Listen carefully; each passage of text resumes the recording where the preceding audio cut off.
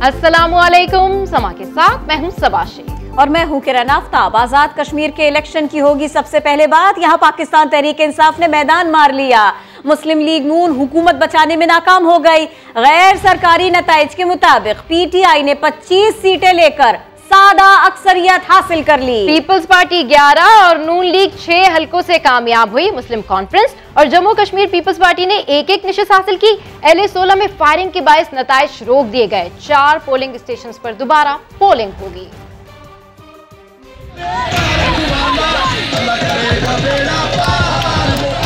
आजाद कश्मीर के अवाम ने नवाज लीग को मुस्तरद कर दिया।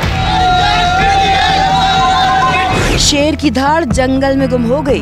तीर का निशाना भी चूक गया। बल्ले ने खूब छक्के चौके लगाए।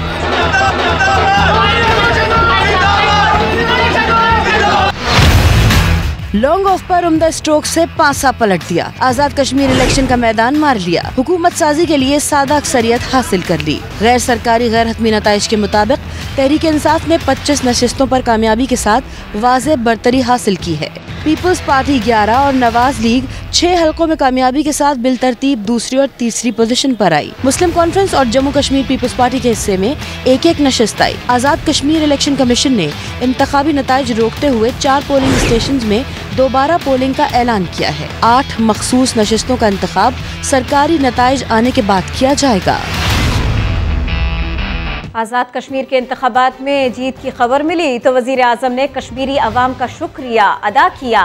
एक बार फिर वादा किया कि अक़वाम मुत्तहिदा समेत तमाम आलमी फोरम्स पर कश्मीरियों के हक़ में आवाज़ उठाते रहेंगे। ट्वीट किया, बतौर सफ़ीर दुनिया भर में कश्मीर का मुकद्दमा लड़ते रहेंगे। कश्मीरी अवाम को गुर्बत से निकालने की भरपूर कोशिश करेंगे। वज़ीर आज़म का कहना था, आज़ाद कश्मीर हुकूमत में एहतसाब और शफाफियत का मयार बरकरार रखेंगे। आजाद कश्मीर के इलेक्शन में शिकस्त के बाद मुस्लिम लीग नून के रहनुमाओं ने गैर जिम्मेदाराना बयानात की इंतहा कर दी। राजा फारूक हैदर ने कश्मीरियों को गुलामाना सोच रखने वाला कह दिया। गुज़िश्ता रोज लीगी उम्मीदवार इस्माइल गुजर ने भारत को पुकारने की धमकी दी थी। मरियम नवाज भी सियासी मुखालफत में कौमी मुफादात के खिलाफ बयानात देती रही हैं। आजाद कश्मीर में हार ने नून लीग का सॉफ्टवेयर क्रैश कर दिया। एक के बाद एक मुतनाज़ा और काबिले मजम्मत बयान दिए जाने लगे। राजा फारूक हैदर ने पूरी कश्मीरी कौम को गुलामाना सोच रखने वाला कह दिया। राजा फारूक हैदर ने ये भी लिहाज न किया कि वो कश्मीरियों के वोटों से 2 बार वजीर आजम बने थे। पोलिंग के दिन लीगी उम्मीदवार इस्माइल गुज्जर ने भी शर्मनाक बयान दिया था। अगर ऐसी हरकत की तो मैं इंडिया को पुकारूंगा। क्या आपसे वो अच्छे हैं कि वो कम से कम ये काम तो नहीं करते जो आपने किया है यहाँ पे। रहनुमा तो रहनुमा, खुद पार्टी की नायब सदर कौमी मफाद के खिलाफ लबकुशाई करती रही हैं। तुम अफगानिस्तान से माफी मांगो कि मैं सफारतकारों की हिफाजत नहीं कर सका। शर्म आनी चाहिए तुम लोगों को ऐसी बातें करते हुए कि उसकी हिफाजत तुम्हारी जिम्मेदारी थी। दासू वाक़े पर भी मरियम नवाज ने गैर जिम्मेदाराना बयान दिया था। नवाज शरीफ के दौर में चाइना से चलकर पाकिस्तान क्या करने आ रहे थे? पैसा लेकर आ रहे थे। चाइनीज आज इस बात की तहकीकात करने पाकिस्तान आ रहे हैं कि उनके 10 चाइनीज जो पीछे ब्लास्ट में वफात पा गए हैं, वो ब्लास्ट कैसे। लीगी रहनुमा सियासी मुखालफत में भारत की जबान क्यों बोलने लगते हैं, सवाल उठने लगे हैं। बात करेंगे वफाकी वजीर फवाद चौधरी की, जिनका ये कहना है कि आज़ाद कश्मीर में भारी अक्सरियत से कामयाबी से धांधली का बयानिया अपनी मौत आप मर गया। कश्मीरियों ने सिक्योरिटी फोर्सेस के खिलाफ बयानात देने और हमदुल्ला मुहिब से मुलाकात करने वालों को जवाब दे दिया। पीपल्स पार्टी और नून लीग को चाहिए कि वो बिलावल और मरियम नवाज से इस्तीफा लें। इंतखाबी मुहिम के दौरान खसूसन मुस्लिम लीग नून के कैंप से जिस किस्म की हिंदुस्तान के मदद के हवाले से गुफ्तगू हुई, वो बड़ी काबिल शर्म थी। मरियम नवाज शरीफ के बयानिए को कश्मीर के अवाम ने बुरी तरह मुस्तरद कर दिया। कभी भी कोई रूलिंग पार्टी इतनी बुरी तरह से शिकस्त नहीं खाई उसने। मैं तो कह रहा हूँ उनकी पार्टियों को चाहिए इनसे इस्तीफे लें। बिलावल भुट्टो अब किस मुंह से चेयरमैन है इतनी बड़ी शिकस्त के बाद, और मरियम नवाज किस मुंह से नायब सदर है इतनी बड़ी शिकस्त के बाद। नवाज शरीफ ने जो हमदुल्ला मुहिब से मुलाकात की इलेक्शन से सिर्फ एक दिन पहले, उसके असरात कश्मीरियों ने वहाँ पर उनको दिखाए। वो बेचारे एक यतीम से तो उन्होंने वो नोटिस दे दिया है, वो जो कैंडिडेट था जिसने हिंदुस्तान को कहा एहसन इकबाल ने, तो नवाज शरीफ को नोटिस देना। नवाज शरीफ ने तो उससे भी ज्यादा बुरी हरकत की है, उसने तो कहा है ना, वो तो मिला है नवाज शरीफ जाके है कि आसिफ जरदारी साहब की बर्थडे थी तो बिलावल भुट्टो साहब ने उनको ये तोहफा दिया है। मुझे पूरी उम्मीद है कि 2023 के जो इंतखाबात हैं उनमें पीपल्स पार्टी का सिंध से भी यही हाल होगा जो कश्मीर में पीपल्स पार्टी का हुआ। जिस किस्म की हुकूमत वो कर रहे हैं ये इनकी आखिरी इंशाअल्लाह ताला हुकूमत है। आज़ाद कश्मीर इलेक्शन के लिए मरियम नवाज ने जमकर मुहिम चलाई, बड़े बड़े जलसे कर डाले, बड़े बड़े दावे कर डाले, लेकिन कश्मीरियों का दिल जीतने में नाकाम रही। इलेक्शन तो पीटीआई ने जीत लिया। अब सवाल ये है कि मरियम नवाज के हाथ आया क्या, जान लेते हैं। कश्मीर की बेटी मरियम नवाज शरीफ खुद को कश्मीर की बेटी कहने वाली मरियम नवाज इलेक्शन में हार गईं। ऐसी इबरतनाक शिकस्त, तौबा तौबा तौबा तौबा।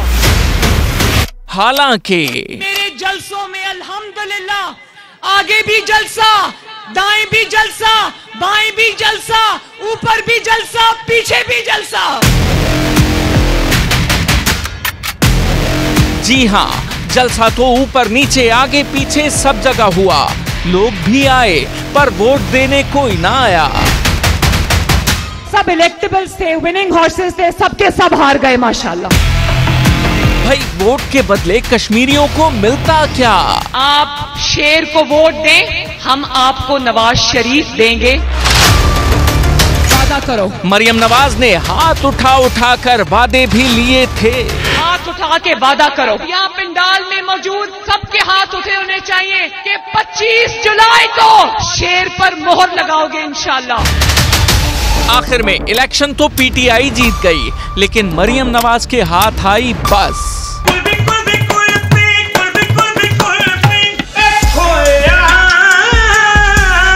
हमारे रोशन है।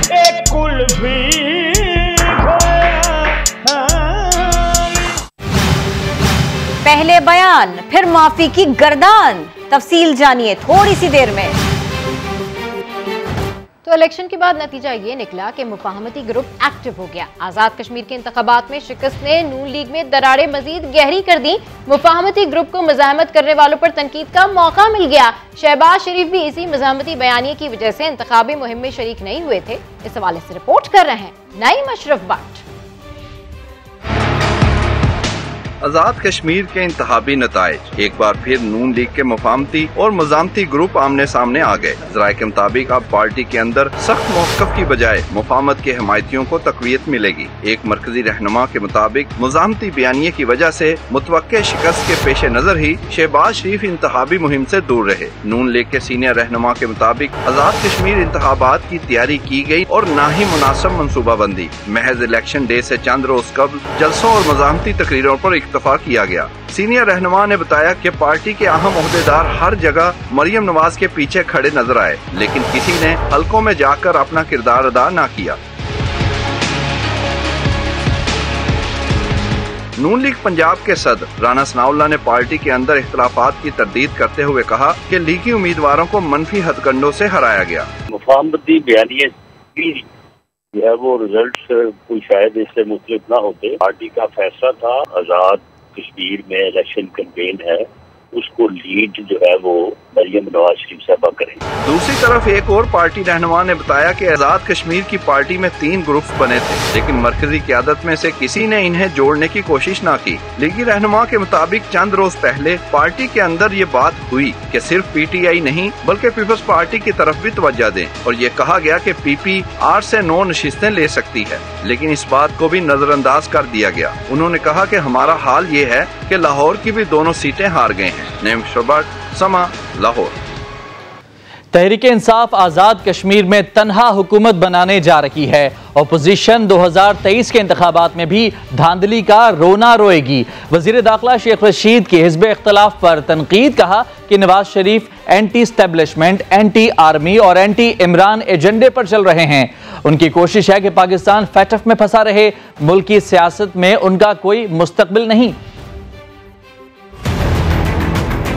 तन्हा इमरान खान की तहरीक इंसाफ पीटीआई हुकूमत बनाने जा रही है। पीपल्स पार्टी ने 2-3 सीटों का इजाफा किया है, बड़ा पैसा खर्च किया है। ऐसे है जैसे बोरियों को ब्लेड मारे हैं पीपल्स पार्टी ने। अगले इलेक्शन में पूरी कोशिश होगी कि सिंध में भी पाकिस्तान तहरीक इंसाफ गवर्नमेंट बनाए। नवाज शरीफ साहब ने का एक ही एजेंडा है, वो anti army, anti establishment, anti Imran Khan, और इस एजेंडे पे वो किसी इंतहा तक भी जाने को तैयार है। मोदी के साथ पगड़ियां बदल सकते हैं, अगर जंदाल के साथ बदल सकते हैं, और अगर उनकी कोशिश होती है कि फैटफ में पाकिस्तान फंसा रहे और उनको तकलीफ होती है कि इमरान खान इकोनॉमी को बाहर लेकर कैसे निकल आया है, अगर वो पाकिस्तान आना चाहें तो फिलफौर उनको चार्टर जहाज दिया जा सकता है। हम चाहते हैं कि वो पाकिस्तान आए, कंपनी की मशहूरी के लिए वहां से तकरीरें एंटी स्टेट, एंटी फौज और एंटी इमरान खान न करे। जो स्यापा इन्होंने अब डाला है, 2023 में भी यही कहेंगे कि धांधली हुई है। जब तक ये अपनी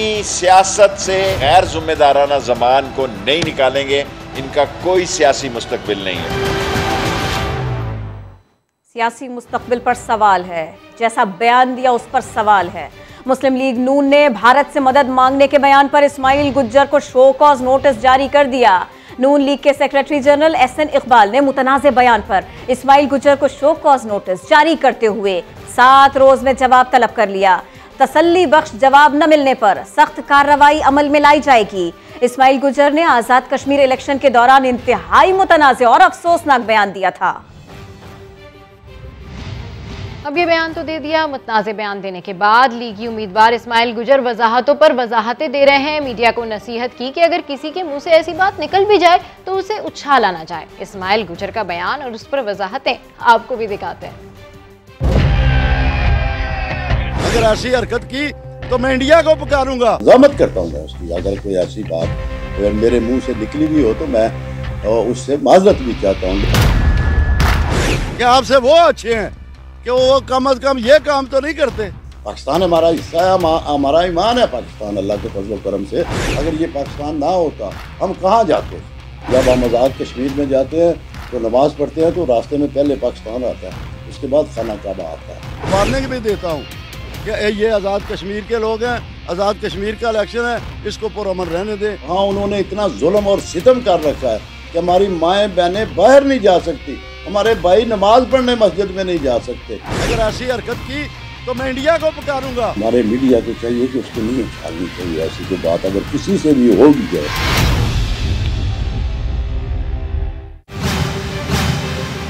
खबरों में आगे देखिए, आला ज़रफ़ी की आला मिसाल।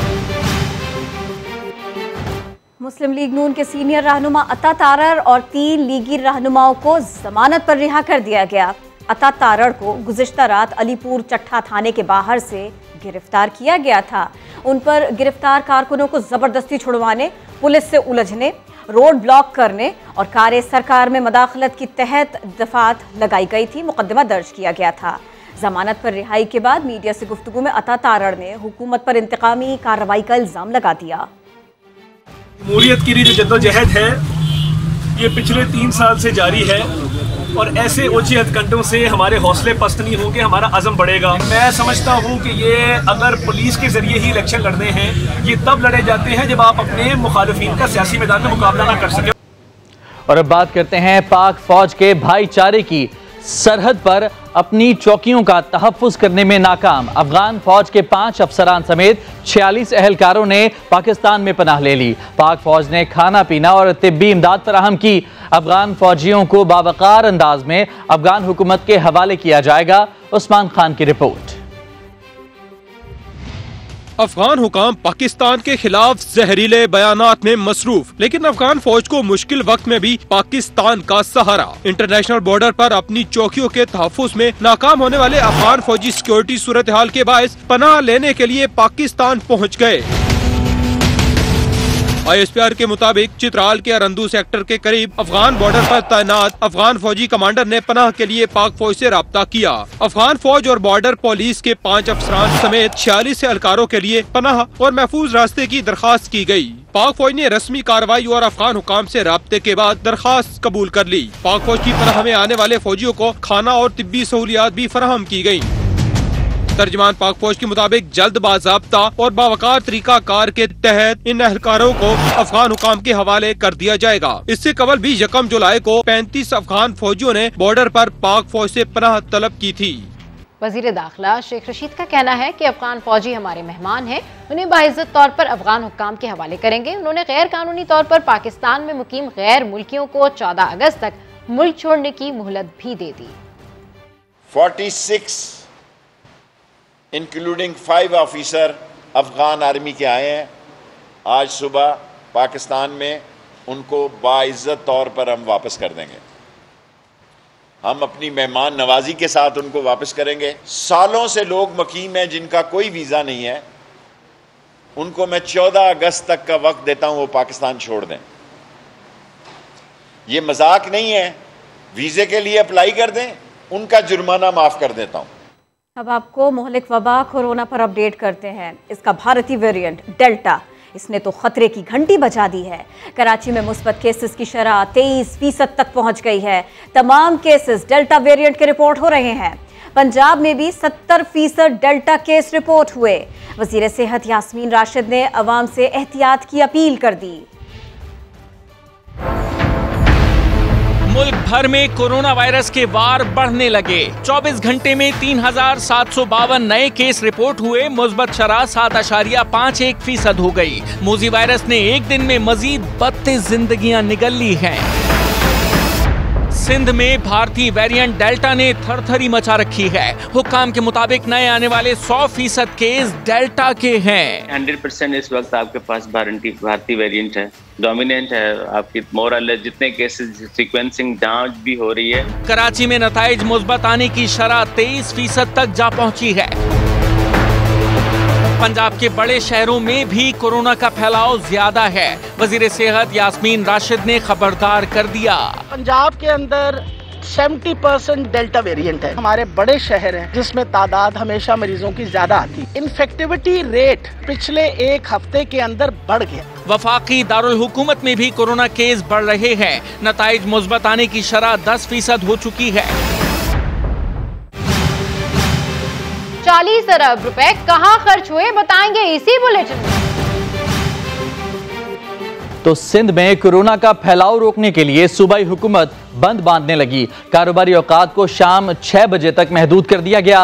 हुकूमती इक़दामात पर ताजिरों और खरीदारों का क्या कहना है, जानते हैं खुर्शीद आलम की इस रिपोर्ट में।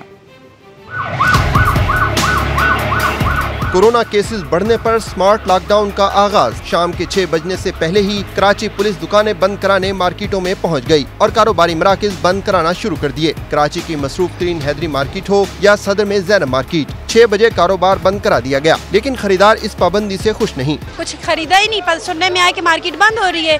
और रमजान में भी बता रहे थे कि लॉकडाउन है, लॉकडाउन की वजह से ठीक से शॉपिंग नहीं हुई। अभी बकरा ईद पे थोड़ा खुश थे, इन्होंने फिर से लॉकडाउन शुरू कर दिया। 8 बजे तक टाइम होना चाहिए क्योंकि ज़रा 7:30 तो अजान ही होती है, तो इतना तो टाइम देना चाहिए। ताजिरों का कहना है औकात कम करने के बजाय बढ़ाए जाएं ताकि बाजारों में रश न हो और कोरोना फैलने का इम्कान भी कम हो। 6 बजे की इन्होंने टाइमिंग कर दी है। अभी आप देखिए मार्केट में रश हो रहा है, लोग अब अफरा तफरी का मकाम होगा कि भागेंगे, बंद करेंगे। भाई टाइम के स्केड्यूल को बढ़ाइए। अगर आप हफ्ते में 1 दिन छुट्टी करते तो मैं कहता हूँ 24 घंटे के लिए मार्केट आप खोल दें ताकि ये रश तो कम हो। दुकानें और कारोबार 6 बजे बंद करने के फैसले को ताजिर मुआशी कत्ल के मुतरादिफ करार देते हैं। कैमरामैन इम्तियाज अली के साथ खुर्शीद आलम, समा, कराची। कोरोना फंड्स के 1240 अरब रुपए कहां खर्च हुए? पार्लियामेंट की पब्लिक अकाउंट्स कमेटी में अरकान फट पड़े। सेक्रेटरी खजाना अरकान के सवालों का तसल्ली बख्श जवाब ना दे सके। चेयरमैन PAC ने खुसूसी ऑडिट कराने का इंदिया दे दिया है। इस्लामाबाद से मजीद बता रहे हैं शकील अहमद। हुकूमत ने IMF और दीगर इदारों से मिलने वाले कोरोना फंड्स का क्या किया? पार्लियामेंट की पब्लिक अकाउंट्स कमेटी में हैरान कुन इंकशाफात। चेयरमैन कमेटी राना तनवीर हुसैन बोले कोरोना के फंड से यूटिलिटी स्टोर्स को पैसे दिए गए। टैक्स रिफंड्स की रकम भी इन्हीं पैसों से अदा की गई। मैं तो इसको लल्ले थलल्ले कहूँगा कि इन्होंने कोविड की आड़ में मुस्लिम मिनिस्ट्रियों ने इदारों में अपना एक सिलसिला चलाया है। गवर्नमेंट की उस पे उनको कवर था। जो बाहर से पैसे आए हैं वो इसके अलावा है, उसको अगर इंक्लूड करें तो फिर तो ये पहाड़ खड़ा हो जाता है पैसों का। 1240 बिलियन का मामला है, तो मुतमईन होना हमारे लिए एक पहली मीटिंग में तो बहुत ही मुश्किल है, क्योंकि फाइनेंस की तरफ से वो सेग्रीगेशन जो की गई है और फिर फर्दर उसकी यूटिलाइजेशन, वो हमें ग्राउंड में वो रियलिटी नजर नहीं आ रही। सेक्रेटरी खजाना यूसुफ खान अरकान के सवालों का तसल्लीबख्श जवाब न दे सके। ताहम बताया कि कोरोना फंड्स के 358 अरब रुपए अभी खर्च होना बाकी हैं। हुकूमती रुकन नूर आलम खान की कोरोना फंड्स के इस्तेमाल पर शदीद तनकीद। बोले, कोरोना का यूटिलिटी स्टोर्स, पनागाहों और ज़राअत से क्या ताल्लुक है। ऑडिटर जनरल ने बताया कि कोरोना फंड्स के इस्तेमाल की ऑडिट रिपोर्ट तैयार करके सदर मुमलिकत को भिजवाई जा चुकी है। कमेटी ने मुतल्लिका वजारतों से फंड्स के इस्तेमाल की तफसीलात तलब कर ली। जिससे पहाड़ों की उम्र तक याद रखे वो पाकिस्तानी कोहपैमा अली सतपारा। इनका जस्ते खाकी K2 बेस कैंप 4 के करीब से मिल गया। गिलगित बल्तिस्तान हुकूमत ने इसकी तस्दीक कर दी। वज़ीर आला गिलगित बल्तिस्तान के मुताबिक डेड बॉडी कल आर्मी हेलीकॉप्टर्स के जरिए लाई जाएगी। साबिक सफीर की बेटी नूर मुकद्दम के कत्ल में मुलव्विस मुल्जिम जाहिर जाफर का नाम ब्लैक लिस्ट में डाल दिया गया है। वजीर दाखिला कहते हैं कि ACL में नाम डालने की मंजूरी वफाकी काबीना से ली जाएगी। मातहत अदालत ने मुल्जिम का मजीद 2 दिन का जिस्मानी रिमांड मंजूर कर लिया। नूर मुकद्दम कत्ल केस में मरकजी मुल्जिम जाहिर जाफर इस्लामाबाद में ड्यूटी मजिस्ट्रेट के रूबरू पेश। थाना कोहिसार पुलिस की रिमांड में मजीद तौसीक की इस्तदा। मौक़िफ़ इख्तियार किया कि मुल्जिम से मोबाइल रिकवर करना जरूरी है। वकील सफाई ने सख्त मुखालफत की जो किसी काम न आई। अदालत ने मजीद 2 रोज का रिमांड मंजूर कर लिया। मुल्जिम को दोबारा 28 जुलाई को पेश करने का हुक्म। मुतासरा फैमिली के वकील शाह खावर ने मीडिया से गुफ्तगू में कहा, मुकदमे में नई दफात शामिल की गई हैं। एनी शाहिदीन को भी मुल्जिम शुमार किया जाना खुशाइन करार दे दिया। पुलिस ठीक डायरेक्शन में इसको लेके जा रही है और उसमें वो तमाम लोग जो कि इस वाक़े को देख रहे थे और उन्होंने इसको रिपोर्ट नहीं किया, तो ये एक बड़ा इम्पोर्टेंट है कि उनको बजाय गवाह बनाने के उनको उन्होंने मुल्जिम बना दिया। दूसरी जानिब वफाकी वजारत दाखिला ने मुल्जिम जाहिर जाफर के बैरून मुल्क फरार का रास्ता भी बंद कर दिया। नूर मुकद्दम का केस में PNIL पे और ब्लैक लिस्ट डाल दिया उस मुल्जिम को हमने, और इसी हफ्ते उसका ECL में नाम डालने के लिए भी कैबिनेट में समरी चली जाएगी। उसके बाप को भी डाल दिया है, मुलाजमों को भी डाल दिया है, कोई रियायत नहीं बरती जाएगी। इस्तगासा ने ये तवक्को भी जाहिर की है कि पुलिस मुल्जिम से तफ्तीश 2 रोज में मुकम्मल कर लेगी। नूर मुकद्दम चीखती रही। मुलाजमीन ने फोन करके कातिल के वालिदैन को भी वाक़े की इतला दी, लेकिन कोई बर वक्त मदद को ना आया। मजलूम खानदान के वकील की समा के प्रोग्राम 7 से 8 में गुफ्तगू। मुल्जिम के वालिद के वकील का कहना है कि वो बेटे के साथ नहीं, मजलूम के साथ खड़े हैं। नूर मुकद्दम ने जान बचाने की कोशिश की, लेकिन वहशी दरिंदे ने उसे ना छोड़ा। मजलूम खानदान के वकील शाह खावर के मुताबिक मुलाजमीन ने वाक़े की इत्तला कातिल के वालिदैन को दी, मगर कोई मदद को ना आया।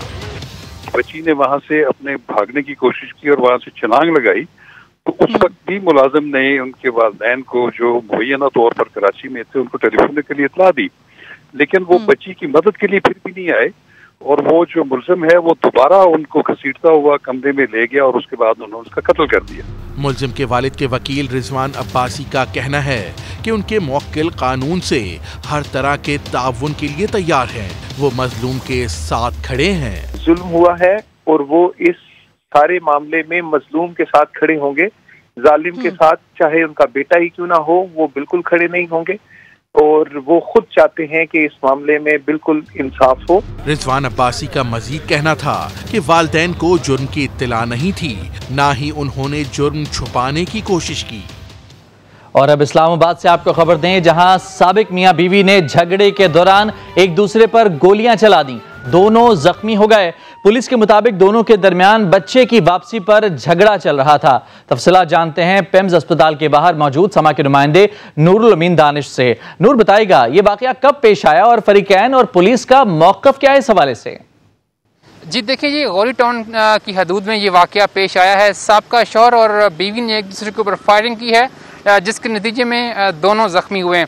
वाकया कुछ यूँ है कि इनका एक बच्चा था 5 साल का, जिसका नाम अब्दुल्ला था। वो अपने वालिद के पास था, जिससे उसकी वालदा ने कुछ अरसा कबल जो है स्कूल से वो अपने घर ले आई थी। तो इसी बच्चे को वापस लाने के लिए आज जब जीशान अपनी साबका बीवी के घर पहुंचा, तो वहाँ पर उनकी आपस में तलख कलामी हुई, जिसके बाद फायरिंग का तबादला दोनों तरफ से हुआ, जिसके नतीजे में दोनों ज़ख्मी हो गए और दोनों को इस वक्त पिम्स हॉस्पिटल में मुंतकिल कर दिया है, जहाँ पे उनकी जो है इलाज मुआलजा जारी है। और पुलिस जो है वो दोनों जो वक़ुआ हुआ है इसकी FIR दर्ज कर ली है।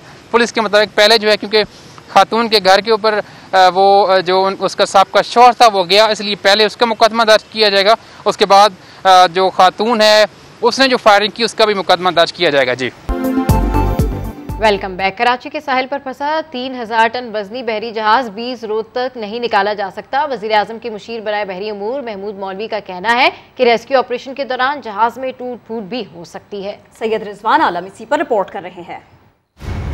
मुशीर बहरी उमूर महमूद मौलवी की प्रेस कॉन्फ्रेंस, बताया कराची के साहिल पर फंसा जहाज 20 दिन से पहले नहीं निकाला जा सकता। इस जहाज को निकलने में इस वक्त भी हाई टाइड के ऊपर मेरे ख्याल से अगर ये निकला तो ये 15 तारीख से पहले नहीं निकलेगा। जब तक पानी ऊपर नहीं आएगा और टग्स नजदीक नहीं आएंगे तो इसको सैल्वेज करना इतना आसान नहीं है, हालांकि ये छोटा जहाज है। सेफ्टी मेजर्स के लिए हम इसका जो तेल है वो हम निकलवा के रख रहे हैं। जहाज को बर्थिंग की इजाजत क्यों नहीं दी गई? चेयरमैन KPT सहाफियों के सवाल पर सटपटा गए। इसका एक एंकर अपेरेंटली एक दिन पहले टूट चुका था, जिसका उसने जवाब नहीं दिया हमको, जिसका इंटीमेशन नहीं की। बर्थिंग की इजाजत क्यों नहीं दी आपने? वो ऑलरेडी आउटर एंकरेज पर था, उसने अंदर आने के लिए हमसे रिक्वेस्ट नहीं किया। ये आउटर एंकरेज पे रहा है, ये क्रू चेंज के लिए आया था। मीडिया को बताया गया कि जहाज के ईरानी मालिक को राब्ते का नोटिस दिया जा चुका है। हिफाजती इकदाम के तहत जहाज में मौजूद ऑयल को निकालने का अमल बुध 28 जुलाई से शुरू किया जाएगा। वजीर आजम के बहरी उमूर के मुशीर महमूद मौलवी का कहना है कि